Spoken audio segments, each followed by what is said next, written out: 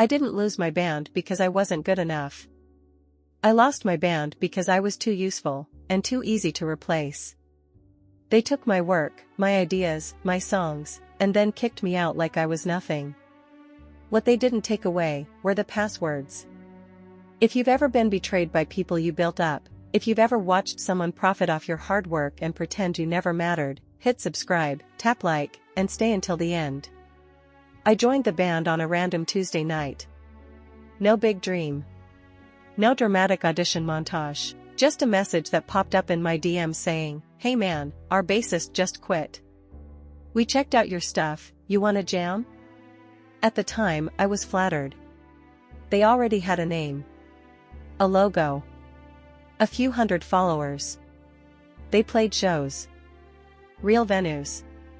Sticky floors, dim lights, actual crowds. To me, that meant legitimacy.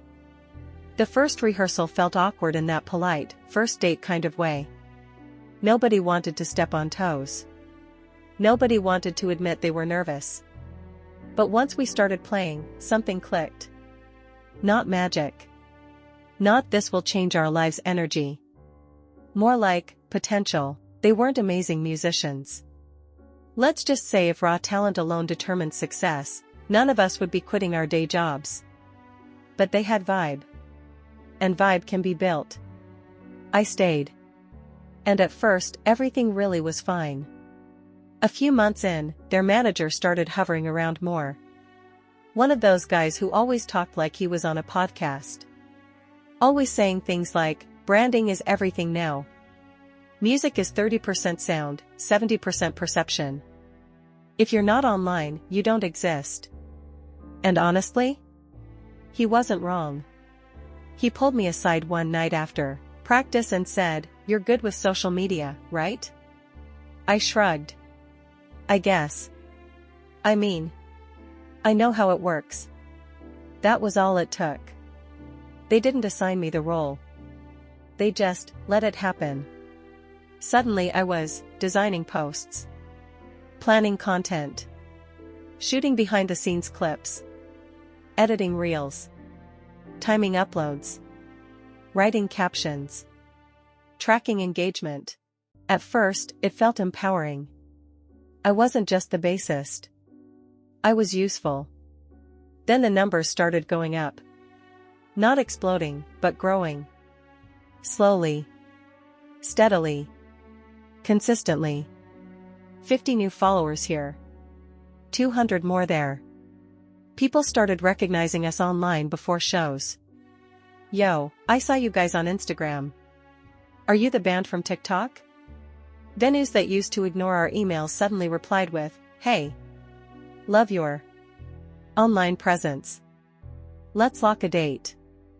And here's the thing no one said out loud, our music hadn't gotten that much better. But our image had. I built a world around us. A story. A vibe. A consistent look. And once momentum starts, people assume quality. That's the secret no one likes to admit. While the band showed up to rehearsal, I stayed up until 3 a.m. editing. While they drank after gigs, I posted highlight clips. While they talked about blowing up, I was the one making sure we looked like we already had. They never refused to help.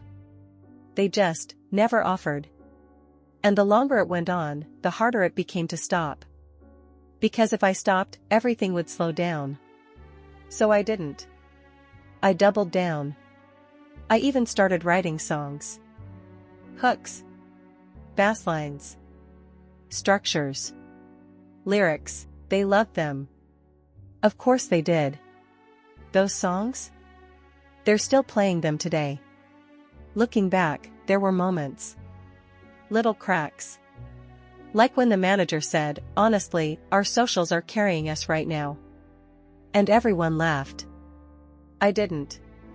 Or when someone joked, "Man, if you ever left, we'd be screwed." They said it like a compliment. It landed like foreshadowing. The gig was good. Not legendary. Not terrible. Just another night of loading gear, sweating under lights, fake smiles, real exhaustion. After we packed up, one of them said, "Hey, can we talk for a sec?" We stepped outside, cold air. My ears still ringing. No build-up. No apology. Just, "So, the old bassist wants to come back." And we decided to go that direction. I blinked. Wait, what? They avoided eye contact. "It's nothing personal. We just think it makes sense." That was it. A year of work. Hundreds of hours. Everything I built ended in under 30 seconds. No warning. No conversation. No acknowledgement of what I'd done. Just replaced. I walked home in silence. Every step felt heavy, like my body was trying to reject reality. My chest was tight. My hands wouldn't stop shaking. It wasn't just anger. It was grief. Grief for the version of myself who believed loyalty mattered. Grief for the time I'll never get back. Grief for the fact that none of them tried to stop it. And then, somewhere between my front door and my bed, a thought surfaced. Slow. Quiet. They're still using my work. Because while they kicked me out of the band, they forgot something critical. Something small. Something technical. Something that would make their biggest dreams slowly bleed out, one follower at a time. For the first few days after they kicked me out, I didn't do anything. I didn't text them. Didn't post. Didn't log into anything. I just existed. Every time my phone buzzed, my stomach dropped. Every random notification felt like a ghost limb, my body still expecting the band to need me. They never reached out. Not once, and that silence? That was louder than the breakup itself. Then one night, around 1:30 a.m., I opened Instagram without really thinking. Muscle memory. And there it was. Their page. Same visuals. Same color palette. Same tone of voice. My voice. They posted a reel from a gig I shot. A caption I would have written. Hashtags I'd tested and refined. Hundreds of likes. People in the comments saying, "Y'all deserve a record deal. Next big thing." So underrated. My throat tightened. Not because they were succeeding, but because they were succeeding with me still inside the machine. That's when the thought came back. I still have the passwords. A week later, I heard something that made my pulse spike. A mutual friend, someone half in, half out of the local scene, mentioned casually, "Yo, congrats to your old band." I heard they're talking to a label. I froze. What? Yeah, dude. Nothing official yet, but they're pushing hard for it. That night, I fell down a rabbit hole. I checked who they were following. Who followed them? Which industry accounts had started engaging? Then I remembered something the manager had drilled into us months earlier: labels don't sign bands anymore. They sign audiences. Follower count. Engagement rate. Growth trajectory. Those numbers weren't vanity. They were currency. And suddenly, everything clicked. They didn't just kick me out of the band. They kicked me out after extracting all the value. Like squeezing a tube dry, then tossing it. Here's the part where people expect chaos. They expect me to say I nuked everything. Deleted accounts. Posted scandals. Burned bridges. But I didn't. Because I wasn't trying to destroy them. I just wanted them to feel what it's like when something you rely on quietly disappears. Deleting the account would have been loud. Obvious. Petty. And more importantly, I still wanted a future in music. I wasn't going to be that guy. So I chose something subtle, something almost invisible. The first time I did it, my hand hovered over the screen. Login. Settings. Followers list. Thousands of names. Real people. Real fans. I told myself I'd just look. I scrolled. Tapped a random profile. and pressed remove. That's it.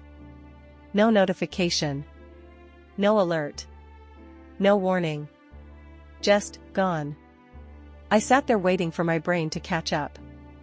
Heart pounding. Breathing shallow. And then? Nothing happened. No guilt.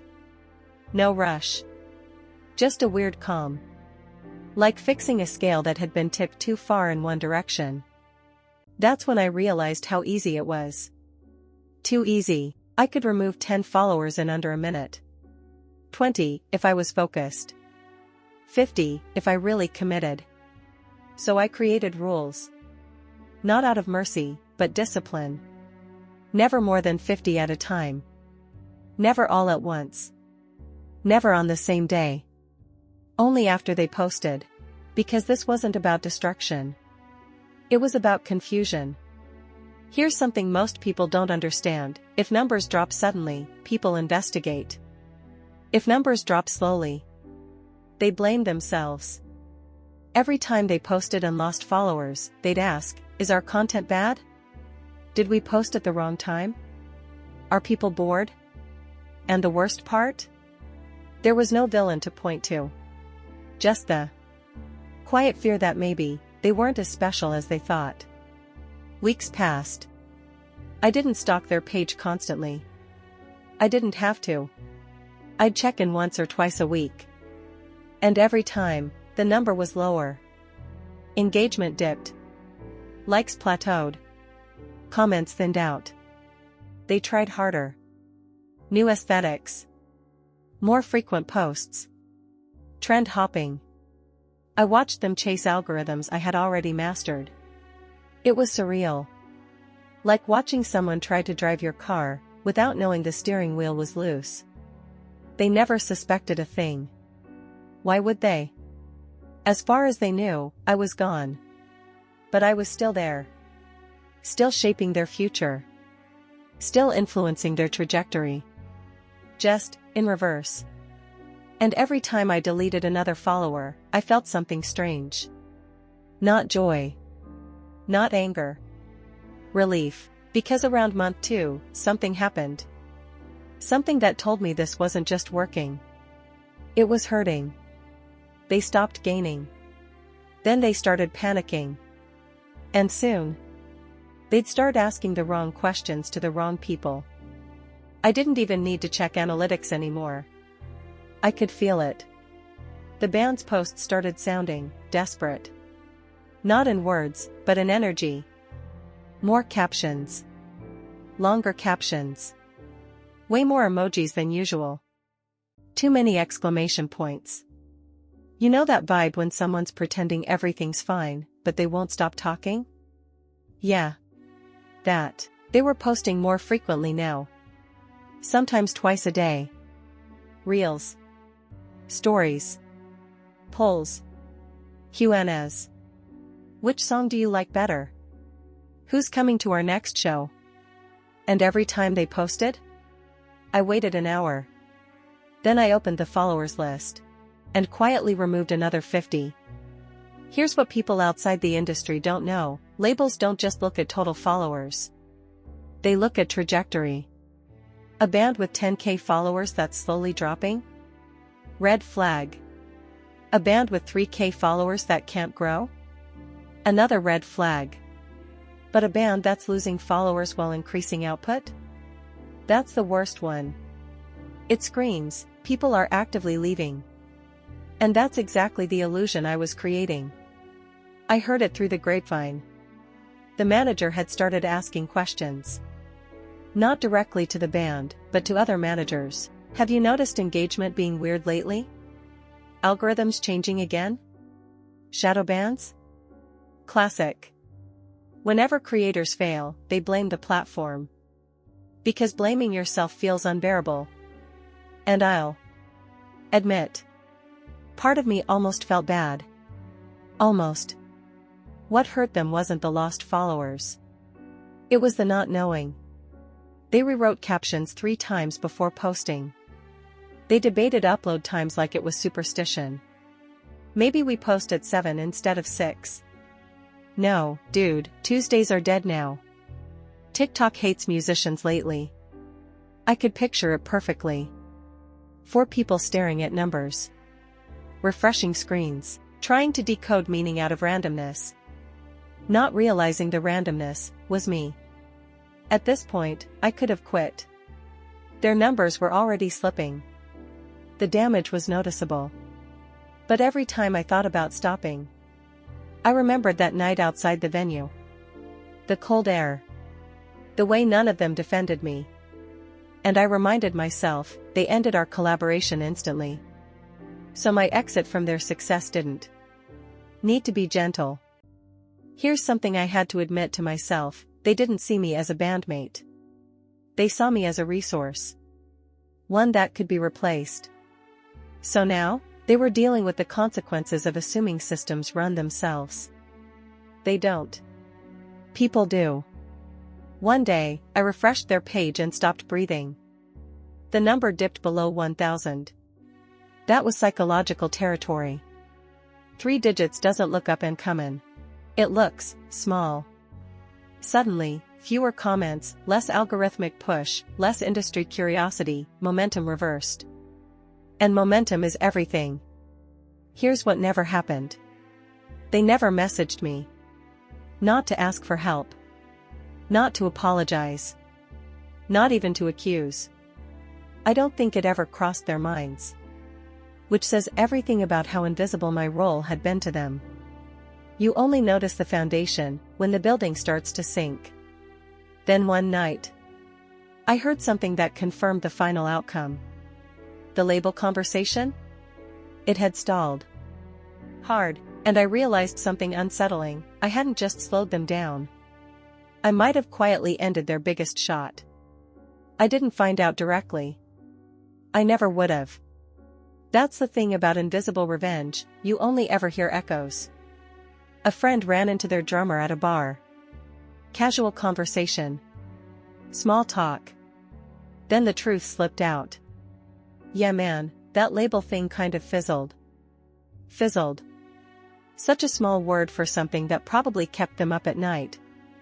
Apparently, the meeting went okay. The interest was there. But the follow-up? Cold. Numbers weren't lining up anymore, growth wasn't where they expected. Engagement looked unstable. Those were the words. Unstable. I sat with that for a long time. Because instability was exactly what being kicked out felt like. The rug. Pulled. No warning. No explanation. Just, gone. That night, I opened their page one last time. Same bios. Same visuals. Different energy. They hadn't posted in over a week. Creators don't stop posting unless something breaks inside them. I scrolled. Old highlights. Old comments. And there it was, a video I had edited months ago. Still carrying them. Still doing work for people who didn't even notice my absence. I removed 10 followers. Then closed the app. And for the first time since everything happened, I didn't feel the urge to open it again. I could have bragged. Could have confessed. Could have rubbed it in. But that would have given them closure. And they never gave me any. So I kept my silence. Because some lessons only stick when you think they came from the universe. I moved on. New projects. New collaborators. And here's the funny part. People noticed my work when my name was attached to it. Turns out, removing myself from a situation that didn't respect me made room for ones that did. I still hear their songs sometimes. The ones I helped write. And I don't feel anger anymore. Just distance. When someone builds their success on your silence, your absence can speak the loudest. If this story hit you somewhere personal, if you've ever been replaced, overlooked, or quietly erased, drop a comment and tell me, what's the most satisfying revenge you've ever not taken? Like the video if you enjoyed the slow burn. Subscribe for more stories where justice whispers, and still hits hard. If you like stories where people finally get what they deserve, Click the playlist on screen and binge the rest.